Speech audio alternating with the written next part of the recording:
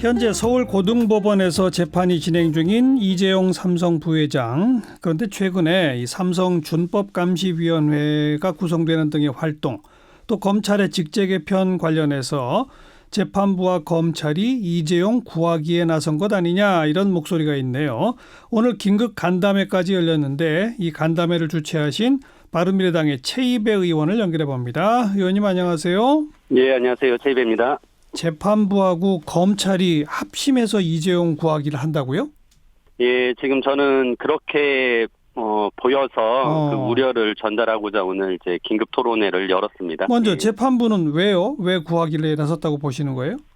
지금 이재용 부회장에 대한 재판이 이제 국정농단의 일환입니다. 2015년에 삼성물산과 이제 제일모직이 합병을 할 때 그때 합병 비율이 논란이 됐었고요. 예. 이제 이게 나중에 알고 봤더니 이제 국민연금이 합병에 찬성을 하는 과정에서 이재용과 그다음에 박근혜 이 둘의 어떤 검은 거래가 있었다라는 것이 밝혀진 거죠. 그래서 그렇죠. 지금 재판을 진행 중인데 이게 1심에서는 징역 5년이 나와가지고 이재용의 그 부회장이 1년가량 이제 수감이 됐다가 그렇죠. 18년 2월에 그때 집행유예 2년 6개월로 절반으로 줄었고요. 징역이 그렇게 절반으로 줄고 집행유예 4년이어서 풀려났는데 이제 대법원 가서 이제 결국은 박근혜 전 대통령과 이재용 부회장 사이에서 뇌물이 관계 인정이 돼서 다시 이 부분에 대해서 이제 파기환송을 해가지고 맞아요. 고등법원에 와 있는데요. 그래서 형량이 더 올라갈 가능성이 더 크다, 막 이랬었잖아요. 그렇죠. 그때 이제 이렇게 되면서 그 박근혜 대통령의 또 대법원 판결에서 뇌물 액수가 올라갔어요. 그래서 이게 50억 미만이었다가 50억 이상으로 오르면서 형량이 더 높아질 것이라고 다들 예상을 했는데 지금 파기환송심에서 이제 재판장이 세 가지를 제시합니다. 삼성그룹의 계열사에 이제 준법감시위원회를 설치해라. 그리고 재벌 체제에 대한 시정을 해라. 그리고 아무튼 이재용 부회장이 삼성에 대한 뭔가 이렇게 경영을 잘하겠다는 선언 같은 걸 해라. 이렇게 세 가지를 제시를 하면서 이거는 재판 결과와 무관하다라고 이제 얘기를 했었습니다. 재판장이 이런 걸 요구해서 굉장히 이례적이다라고 했던 보도가 나왔던 게 꽤 오래전 아닙니까? 그래서 이제 논란이 됐었는데 아무튼 이게 재판과는 무관하다고 했으니까 두고 보자 했는데 이제 지난주 금요일 날 공판이 더 진행되면서 정준영 부장판사인데요. 이 판사께서 그 준법감시위원회 설치한 것이 제대로 운영되는지 보고 이것을 감형의 사유로 쓰겠다라고 이제 말씀을 하신 거예요. 그렇게 그래서 공개적으로 발언을 했죠. 재판장에서 이제 이거를 말을 바꾼 것이니까요. 아니 우선 준법감시위 같은 거 그다음에 앞으로 경영 잘하겠다, 뇌물 같은 거 안 주겠다, 잘해라. 결국은 이제 그렇게 꾸짖은 거잖아요. 그런데 그걸 앞으로 잘하면 감형해주겠다 이 말이죠, 쉽게 말해서. 맞습니다. 어떻게 생각하세요, 최이배 의원은?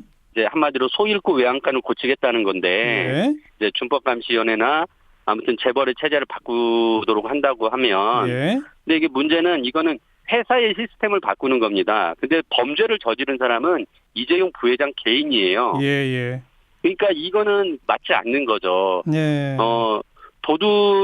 도둑질을 했는데 피해자가 새콤을 설치했다고 도둑을 봐줄 거냐라고 얼마 전에 이제 한동훈 검사가 얘기를 했는데요. 그렇죠. 딱 그런 상황이거든요. 그래서 이 말이 감형 사유로 받아들일 수 없다라는 것이고, 이제 그 정준영 부장판사가 얘기한 거는 미국의 양형 기준이 있다. 그래서 이런 것들을 참고하라라고 했는데 미국의 양형 기준도 보면은 이게 기업 범죄에 해당될 때, 그러니까 기업에 대해서 처벌할 때 그 기업이 이런 시스템을 잘 갖추고 있으면 그래도 좀 봐줄 수 있겠다라는 거지, 개인, 불법행위를 개인에 대해서 적용하는 게 아니거든요. 그러니까 그 정 부장판사님이 어떻게 보면 내용을 잘 알지도 못한 것을 갖다 들이대면서 이재용 부회장이 그 집행유예를 만들어 주려고 이런 억지스러운 지금 재판을 진행하는 것 아니냐라는 의심이 듭니다. 그다음에 검찰이 이재용 구하기에 나선 거 아니냐는 얘기는 왜 나오는 겁니까?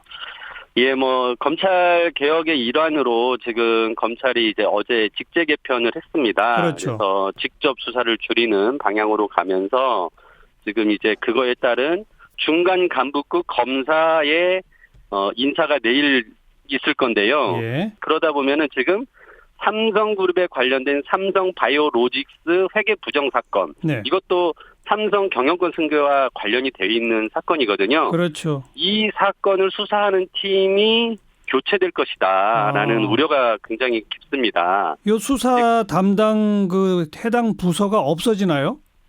지금 없어지도록 지금 직제 개편이 됐고요. 그러니까요. 그래서 이제 그게 없어지면서 결국 하던 수사는 어디로 누구한테 이관시킬 거잖아요. 그렇죠. 그러면서 이관을 시키는데 그나마 하던 검사들이 수사를 계속하면 신속하게 진행이 될 텐데 예. 이제 그 검사들마저 그러니까 인사를 통해서 물갈이가 되면 네. 결국 하던 사람이 이제 수사를 못하게 되는 거니까 수사는 그렇죠. 지연될 것이고 예. 이제 그런 면에서 지금 삼성이 지금 이 재판 과정에서 뭐 자기들은 법원이 시킨 준법 감시인을 설치했고 거기서 무슨 활동을 해서 성과가 났다 뭐 이런 것들을 이제 더 주장해 가면서 예. 결국은 법원에서도 유리한 판결을 얻어내고 수사에도 결국 유리한 과정을 만들어내지 않을까. 네. 그게 가장 큰 우려가 됩니다. 아직 검찰 부분은 우선 직제 개편은 최이배 의원 보시기에는 필요한 직제 개편이에요? 아니면